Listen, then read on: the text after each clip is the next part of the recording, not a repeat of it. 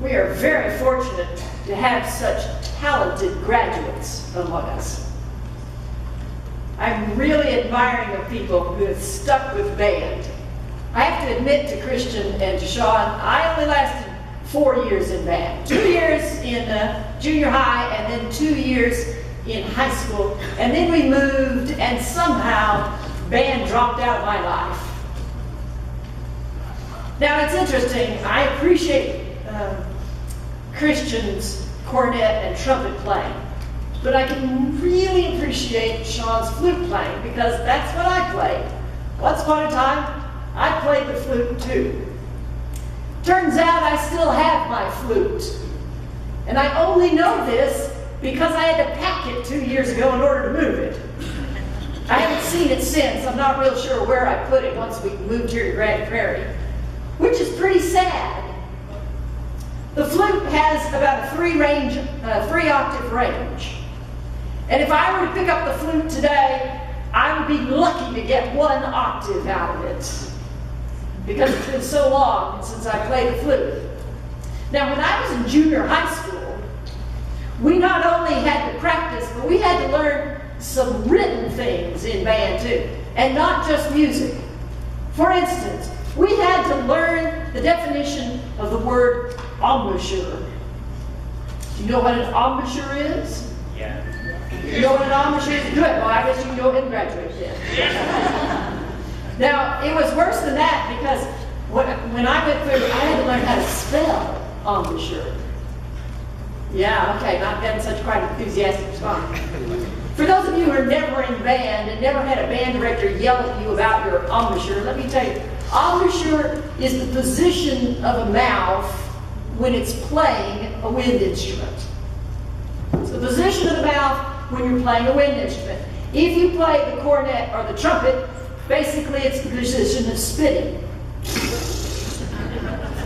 And depending on what size instrument you're playing, depends on the amount of spit you're putting into it.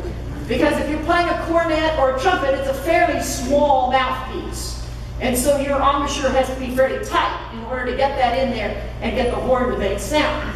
Now, if you're like my nephew who plays the tuba, all right, the mouthpiece is a lot bigger. There's a lot more spit involved, as it turns out. And there's a much lower sound that comes out when his horn is played. Now, if you're a flute player, it turns out that you have to have better breathing control than most of the brass instruments because half of your breath is wasted. How many of you ever blew across a Coke bottle trying to get it to make a sound, okay? When you blow across a Coke bottle to make a sound, only half of your air goes in there. The other half goes over that far lip, and that's what creates the noise. The same principle applies with the flute. When you blow into a flute, half of your air is going out, not into the horn. But that's part of what makes the sound. So if you're a flute player, you've got to have like twice as much air as a tuba player does, because half of it's being wasted. Flute players always have to stick together amidst the brass. That's known as an embouchure. And what band directors yell at us band students about is generally along this line. You're not practicing. Am I right? You're not practicing. You're not practicing, and your embouchure is terrible. And band directors say that because those two things are related to each other. Embouchures have to do with the muscles around the mouth. And if you play an instrument, there are certain muscles that have to work in certain ways in order for you to be able to play the instrument. And the longer the piece of music that you're playing, the stronger those muscles have to be. And if you're not practicing, then those muscles atrophy. Which is why if I were to pick up a flute, I'd be lucky to get an octave out of it, because my embouchure is shot. Those muscles haven't exercised like that in years. Some of you are athletes. You know about exercising muscles. You've got to exercise. And if you've ever been a part of a team where there was a coach, whether it was a soccer coach or a football coach or a basketball coach or a baseball coach or whatever your coach was, your coach also tended to yell at you. And he would yell things like this. He would say, you've got to go to the gym. You have got to do weights. I'm sorry there's nobody else there, but you've got to tone those muscles. You've got to hit the track. You have got to run because you've got to tone those muscles. And if you don't do it every day, then your muscles are going to act. Yeah, see, I'm getting somebody play. What do you play? Soccer? Yeah, no? Okay, she knows about those muscles. Yeah, absolutely right. All the athletes know about those muscles. It's the old principle, either use it or lose it. You use those muscles or you will lose those muscles. And anybody who's ever taken some time off and tried to go back knows how tough it is to go back. When you have an embouchure, if you're an athlete, you've got to exercise those muscles. Now, as it turns out, you've got some muscles between your ears that need some exercise too. And they need every bit as much exercise as the rest of the muscles of your body. And the way I can prove this is I can prove it from Annabelle, who was sitting up here a little while ago. You heard her. Da-da, da-da, da-da. Somebody's been practicing, that's right. Somebody's been practicing. Those of you who had children, you did the same thing. You practiced with those kids, and you practiced two things. First of all, you practiced with the muscles that were going to give them some locomotion. And so when they began to roll over, you encouraged that. Good for you, roll over, kid, that way. And then they started to drag themselves across the floor, and finally they graduated to crawling.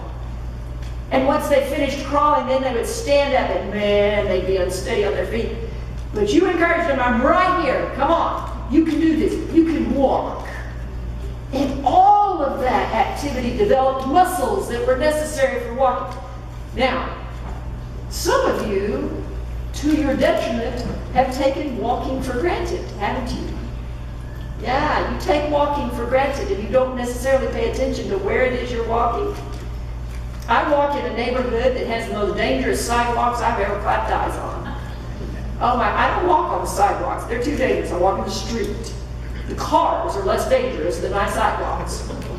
Okay, I can watch the cars, I can see them coming. But if I'm not looking at the ground, there's no telling when I'm going to catch my toe and down I'll go because I took walking for granted. You cannot take walking for granted. And those of you who've ever fallen, those of you who've ever broken a hip or had a knee replacement, and you had to relearn how to walk, you thought, I thought I knew how to do this. And we take walking for granted. And when you were raising those babies and you were encouraging them to use those walking muscles at the same time, you started teaching them, dad, mama. I had a grandfather who worked for General Electric. And so my first words were not mama or dada. My first words were clock, G-E. But somebody had to practice. And after a while, the child begins to string those words together, try to communicate, and then begins to create sentences, and then paragraphs, and then begins to have some independent thought. All because you have exercised the muscles between the ears as well. The New Testament was written in Greek. Interestingly enough, Greek was the language, the common language of the Roman Empire, not Latin.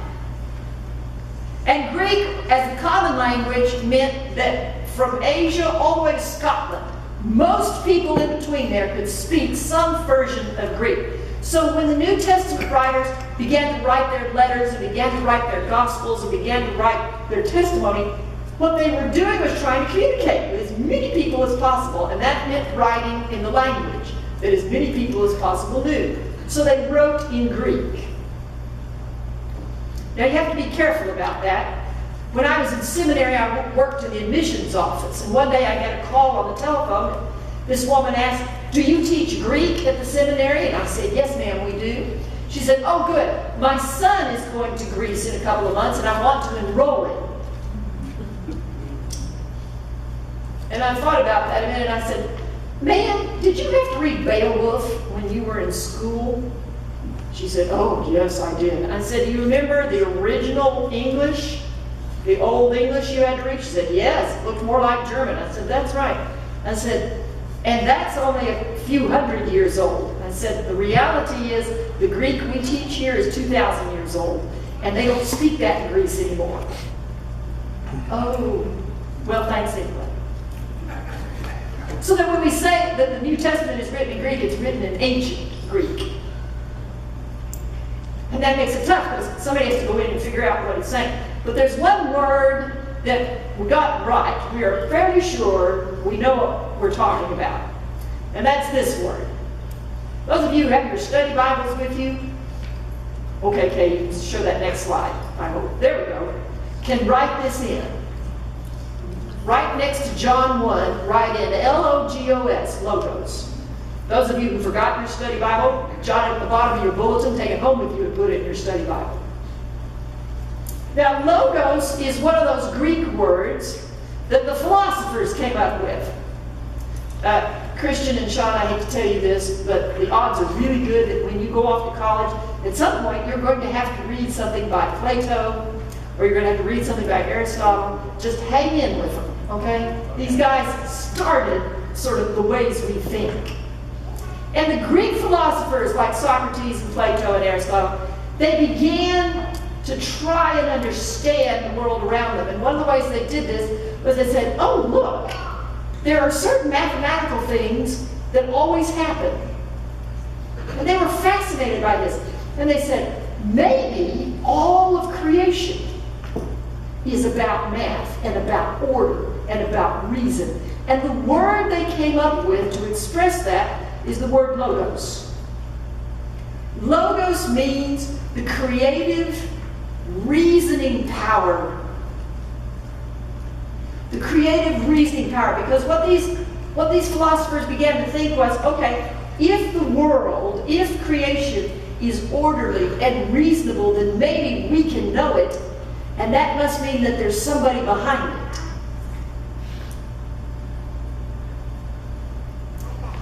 So when the writer of John came along, he said, "Why, yes, as a matter of fact, you're right.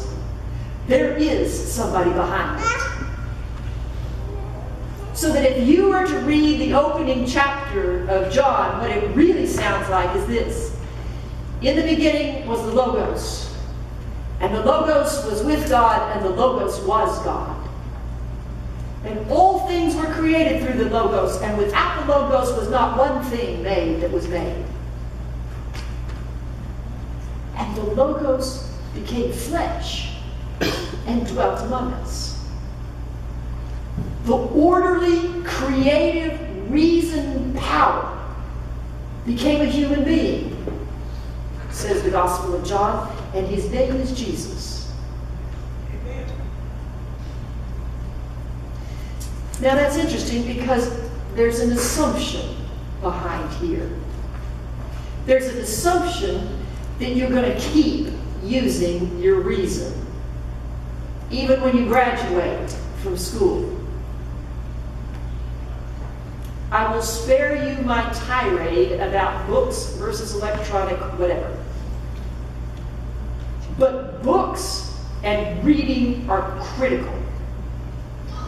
Once we teach those children how to say mama and dada and I want a cup of water, then we start putting the alphabet in front of them because reading is critical. Reading will govern everything else that happens in our lives. And when you're reading, that means that the Word then becomes part of who we are as well. The Logos becomes flesh and dwells among us, and His name is Jesus. So the thing is, if you want to keep your embouchure, you have to keep practicing. And if you want to keep your faith, you're going to have to keep reading.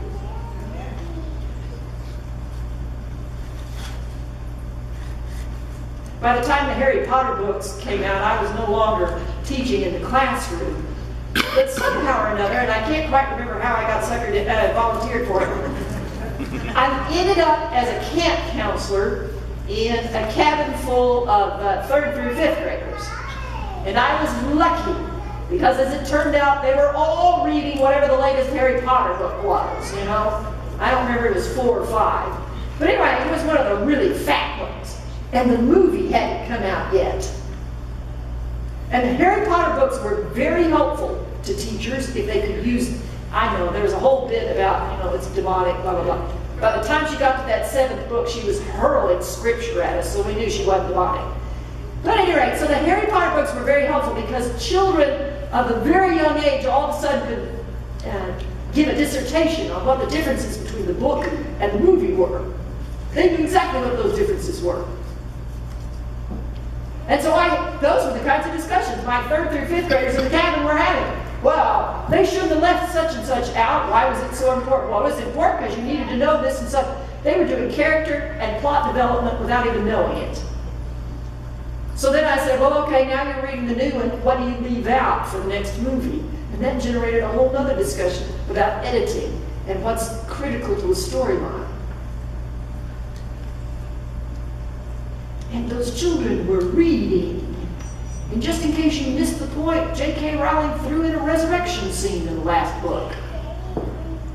Those children didn't know it. They were reading a story about redemption. They were reading one of the disguised stories about Christ. One of the things that sometimes happens is when we send our kids off to college, we worry about what's going to happen to them. In the church, there's sort of a joke, yeah, well, at 18, we graduate them out of the church, and we'll see them when they have their first kid and come back. But the reality is, if you send a child off to college, they're going to be dealing with their faith, whether they know it or not, and whether they acknowledge it or not. Because you see, the word logos gets used in a whole bunch of our words. So some of them may go off and decide they're going to be doctors. And if you're going to be a doctor, then you have to study biology. Bio, meaning life. Ology. O-L-O-G. Which we usually translate as study of, but what it really means is the creative power. The creative power of life. Bio and ology. What it really is biologos. The Christ of life. Or if they're going to go into the oil business, make us a whole bunch of money, then maybe they're going to have to study geology. Geo meaning earth. Ology meaning the study of, or the creative power. And what they're really studying is the earth of Christ. And all of those classes use what we call methodology. And methodology means how we go about the study of, or how we go about Christ. And if you go to school and get an academic hood with blue, I really do need to get it with blue in it, that means you study theology. Theo meaning God, and ology meaning study of, or logos meaning the creative power. The creative power of God. Sometimes I'll wander into your Sunday school classes on a Sunday morning and you'll have a question and say, did Jesus know such and such and so and so? And I will answer you, well, that depends on your Christology. Christ, meaning Christ. Ology, study of, or it's actually a redundant word. Ever done the redundancies? My grandmother used to climb a wall. They'd say, well, we're going to revert back to something. And she'd go, oh, that's okay. Christology is redundancy in reality. It's the Christ of Christ. Whether they know it or not, our children and our youth and our young people move into the world that the Logos created. And the Logos is there whether they know it or not, whether they acknowledge it or not. And the same is true for us. Because the Logos has not stopped creating. The Logos goes right on creating. And you and I are to be a part of that creating process that creative power. And we happen to know the Logos. Because the Logos became flesh and dwelt among us. And still does. And his name is Jesus.